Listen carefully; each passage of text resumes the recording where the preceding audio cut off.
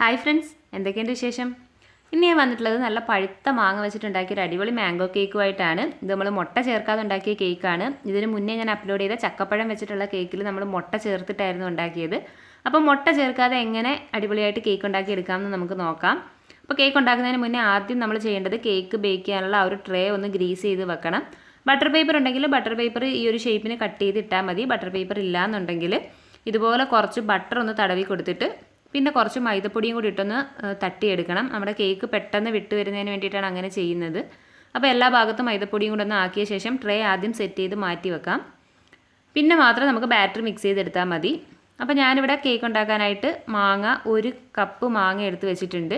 അതായത് നമുക്ക് 1 cup mango പൾപ്പാണ് വേണ്ടത്. അപ്പോൾ അത് നമ്മൾ മിക്സിയിൽ അടിച്ചിട്ടൊന്ന് അരിച്ചെടുത്തതാണ്. അതിൻ്റെ നാരും അരയാത്ത ഭാഗം വല്ലതും ഉണ്ടെങ്കിൽ പോകാൻ വേണ്ടിയിട്ട് അരിച്ചെടുത്തതാണ്.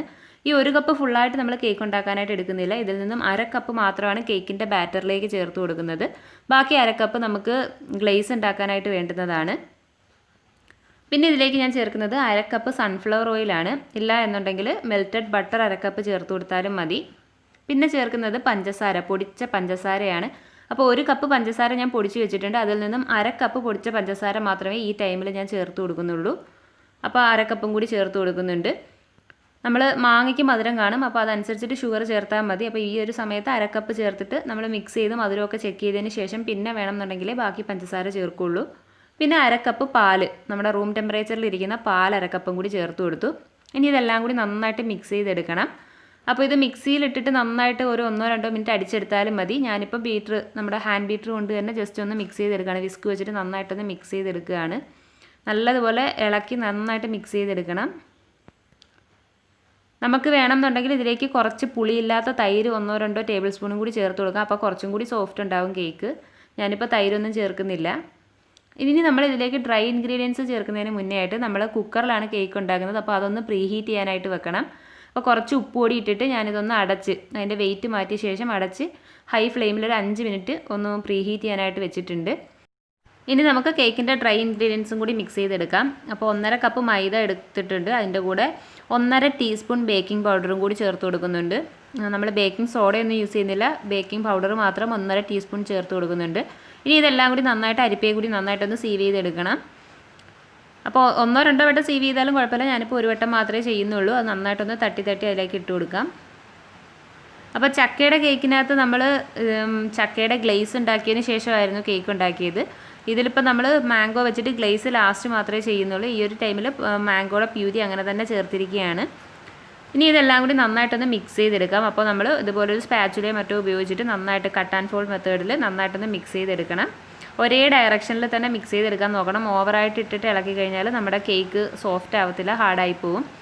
അപ്പോൾ വളരെ സോഫ്റ്റായിട്ട് ലൈറ്റായിട്ട് ഇതുപോലെ ഒന്ന് ചെയ്ത് കൊടുക്കാം. അങ്ങനെ നല്ലതുപോലെ ഒന്ന് മിക്സ് ചെയ്തെടുക്കാം. അപ്പോൾ നമ്മൾ മിക്സ് ചെയ്ത് കഴിയുമ്പോൾ നമ്മുടെ ബാറ്ററിന് കുറച്ച് തിക്നെസ് കൂടുതലായിട്ട് തോന്നുകയാണെങ്കിൽ മാത്രം കുറച്ച് പാല് ഒഴിച്ചു കൊടുക്കാം. ഞാനിപ്പോൾ മധുരം ചെക്ക് ചെയ്ത് നോക്കിയപ്പോൾ മധുരം കുറച്ച് കുറവായിട്ട് തോന്നി. അതുകൊണ്ട് ഒരു 1/4 കപ്പ് പഞ്ചസാര പൊടിച്ചതും പിന്നെ ഒരു 1/4 കപ്പ് പാലും കൂടി ചേർത്ത് കൊടുത്തിട്ടുണ്ട്. എന്നിട്ട് ഇത് നേരത്തെ പറഞ്ഞതുപോലെ കട്ട് ആൻഡ് ഫോൾഡ് മെത്തേഡിൽ ഒന്നും കൂടി ഒന്ന് മിക്സ് ചെയ്തെടുക്കാം. അപ്പോൾ നമ്മൾ ആദ്യം തന്നെ ആ പാലെല്ലാം കൂടി ചേർക്കാത്തതിൻ്റെ കാര്യം, നമ്മൾ ഉപയോഗിക്കുന്ന ആ ഒരു മാംഗോ പ്യൂരിയുടെ വാട്ടർ കൺസിസ്റ്റൻസി എന്ന് പറയുന്നത് ഓരോ മാങ്ങ അനുസരിച്ചിട്ട് ഡിഫറൻ്റ് ആയിരിക്കും. അപ്പോൾ നമ്മൾ ഉപയോഗിക്കുന്ന മാങ്ങ അനുസരിച്ചിട്ട് അതിൻ്റെ വെള്ളത്തിൻ്റെ ലെവൽ എത്ര ആണെന്നുള്ളത് നോക്കിയിട്ട് ലാസ്റ്റ് ബാറ്റർ തിക്കായിട്ട് തോന്നിയാൽ മാത്രം നമ്മൾ പാല് ചേർത്താൽ മതി. ലാസ്റ്റ് നമുക്ക് ബാറ്റർ ഈ ഒരു കൺസിസ്റ്റൻസിയിൽ വേണം കിട്ടാൻ. ഇനി നമുക്ക് ഇത് നമ്മുടെ കേക്ക് ബേക്ക് ചെയ്യാനുള്ള ആ ഒരു ട്രേയിലേക്ക്, നമ്മൾ നേരത്തെ പ്രിപ്പയർ ചെയ്ത് വെച്ചിരിക്കുന്ന ആ ഒരു ട്രേയിലേക്ക് ഒഴിച്ചു കൊടുത്ത് ഉടനെ തന്നെ ബേക്ക് ചെയ്തെടുക്കണം. നമ്മളിങ്ങനെ ബാറ്റർ മിക്സ് ചെയ്ത ശേഷം ഒരുപാട് നേരം വെച്ചിരിക്കരുത്. അതുകൊണ്ടാണ് നമ്മൾ ആദ്യം തന്നെ ആ ഒരു ട്രേ നന്നായിട്ട് ഗ്രീസ് ചെയ്ത് എടുത്തത്. അപ്പം ബാറ്റർ ഫുള്ളായിട്ട് ഇതിലേക്ക് ഒഴിച്ചു കൊടുത്തിട്ട് നന്നായിട്ട് ചൂടായിട്ടിരിക്കുന്ന കുക്കറിലേക്ക് വെച്ച് കൊടുക്കാം. അപ്പോൾ കുക്കർ നമ്മൾ ഒരു 5 മിനിറ്റോളം പ്രീ ഹീറ്റ് ചെയ്ത് വെച്ചിരിക്കുകയാണിപ്പോൾ. അത് നമ്മൾ പ്രത്യേകം ശ്രദ്ധിക്കണം. ഡ്രൈ ഇൻഗ്രീഡിയൻസ് മിക്സ് ചെയ്യുന്നതിന് മുന്നേ തന്നെ നമ്മൾ കുക്കർ പ്രീ ഹീറ്റ് ചെയ്യാൻ വെക്കണം. ഇനി ഇത് നന്നായിട്ടൊന്ന് ടാപ്പ് ചെയ്ത് കൊടുക്കുന്നുണ്ട് ഞാൻ, അതിൻ്റെ എയർ ബബിൾസ് ഒക്കെ പോകുന്നതിന് വേണ്ടിയിട്ട്. ഇതുപോലെ ഒന്ന് 1-2 വട്ടം ഒന്ന് ടാപ്പ് ചെയ്ത് കൊടുക്കുക. അതിനുശേഷം നന്നായിട്ട് സൂക്ഷിച്ചിട്ട് മാത്രം കുക്കറിലേക്ക് വെക്കുക. കുക്കർ നല്ല ചൂടായിരിക്കും. അപ്പോൾ ഇതിനകത്തേക്കൊരു സ്റ്റാൻഡ് വെച്ച് കൊടുത്തിട്ട് അതിൻ്റെ പുറത്തേക്കാണ് കേക്ക് വെക്കുന്നത്. കേക്കിൻ്റെ ബാറ്റർ കുക്കറിലേക്ക് വെച്ചിട്ട് അടച്ച് വെച്ച് ലോ ഫ്ലെയിമിൽ 30 മിനിറ്റ് ഒന്ന് ബേക്ക് ചെയ്തെടുക്കണം. 30 മിനിറ്റ് കഴിഞ്ഞ് ഓപ്പൺ ചെയ്ത് നോക്കിയിട്ട് കറക്റ്റായിട്ട് കുക്കായിട്ടില്ല എന്നുണ്ടെങ്കിൽ ഒരു 10-15 മിനിറ്റും കൂടി എക്സ്ട്രാ വെച്ച് കൊടുത്താൽ മതി. ഓവനിലാണെങ്കിൽ 180 ഡിഗ്രി സെൽഷ്യസിൽ ഒരു 30-35 മിനിറ്റോളം ഒന്ന് ബേക്ക് ചെയ്തെടുത്താൽ മതി. ഈ ഒരു കേക്ക് കുക്കായി കിട്ടുന്ന സമയം കൊണ്ട് നമുക്ക് മാംഗോ ഗ്ലേസ് റെഡിയാക്കി എടുക്കണം. അപ്പോൾ നമ്മൾ നേരത്തെ മാറ്റി വെച്ചിരുന്ന ബാക്കി ഉണ്ടായിരുന്ന ഒരു 1/2 കപ്പ് മാംഗോ പൾപ്പ് എടുത്തിട്ടുണ്ട്.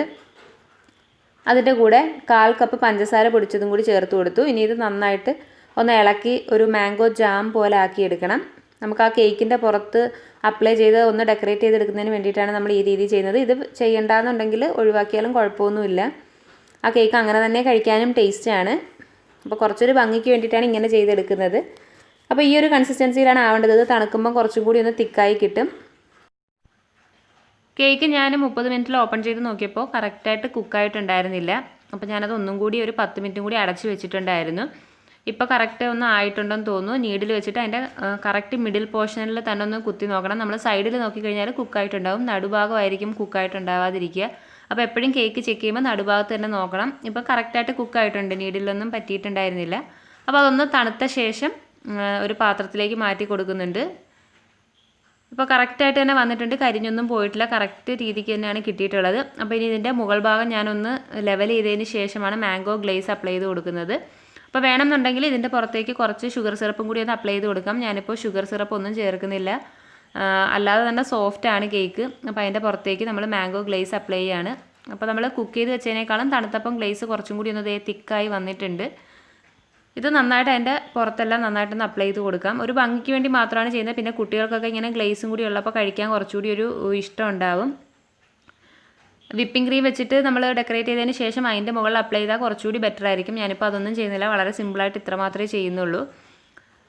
അപ്പോൾ ഫുള്ളായിട്ട് ആ മാംഗോ ഗ്ലേസ് അപ്ലൈ ചെയ്ത് കൊടുത്തതിന് ശേഷം ജസ്റ്റ് ഒന്ന് ഡെക്കറേറ്റ് ചെയ്യുന്നതിന് വേണ്ടിയിട്ട് ചോക്ലേറ്റ് മെൽറ്റ് ചെയ്തിട്ടുണ്ടെങ്കിൽ അതായിരിക്കും ബെറ്റർ. ഞാനിപ്പോൾ ഹെർഷിയുടെ ചോക്ലേറ്റ് സിറപ്പാണ് യൂസ് ചെയ്യുന്നത്. അത് വെച്ചിട്ട് ഒന്ന് ഡെക്കറേറ്റ് ചെയ്ത് കൊടുക്കുന്നുണ്ട്. അപ്പം ചോക്ലേറ്റ് സിറപ്പ് ആയതുകൊണ്ട് അത് കറക്റ്റായിട്ട് അതുപോലെ തന്നെ ഇരിക്കുന്നുണ്ടായിരുന്നില്ല. ചോക്ലേറ്റ് മെൽറ്റ് ചെയ്തതാണെങ്കിൽ എനിക്ക് തോന്നുന്നു കുറച്ചും കൂടി ബെറ്റർ ആയിട്ട് ഇരിക്കുമെന്ന്. അപ്പോൾ അത് വെച്ചിട്ട് ജസ്റ്റ് ഇതുപോലെ ലൈൻസ് ഇട്ട് കൊടുക്കുന്നുണ്ട്. അത് കഴിഞ്ഞിട്ട് ഞാൻ മാംഗോ, നമ്മൾ പഴുത്ത മാങ്ങ വെച്ചിട്ട് തന്നെ ഒരു ഫ്ലവർ പോലെ ഉണ്ടാക്കിയെടുത്തിട്ട് അതും കൂടി ഒന്ന് വെച്ച് കൊടുക്കുന്നുണ്ട്.